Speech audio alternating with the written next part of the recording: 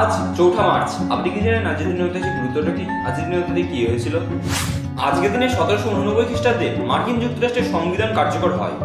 আজকের দিনে ১৯২৫ খ্রিস্টাব্দে জ্যোতিরিন্দ্রনাথ ঠাকুর মারা যান।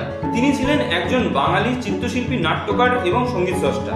তিনি রবীন্দ্রনাথ ঠাকুরের দাদা ছিলেন এবং দেবেন্দ্রনাথ ঠাকুরের সপ্তম সন্তান ছিলেন।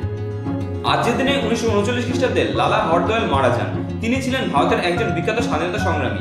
তিনি ১৯১৩ সালে আমেরিকার সান ফ্রান্সিসকোতে গদর দল প্রতিষ্ঠিত করেছিলেন। আজকের দিনে ২০২২ সালে অস্ট্রেলিয়ার সর্বকালের সেরা বোলার শেন ওয়ার্ন হৃদরোগে আক্রান্ত হয়ে মারা যান।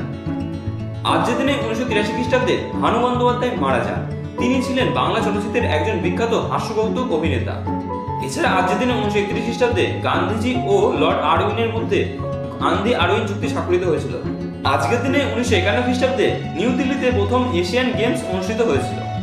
আজকের দিনে ১৮৫১ খ্রিস্টাব্দে ভূতাত্ত্বিক বৈজ্ঞানিক সংস্থা কলকাতায় ভূতাত্ত্বিক জরিপ প্রতিষ্ঠিত করেন।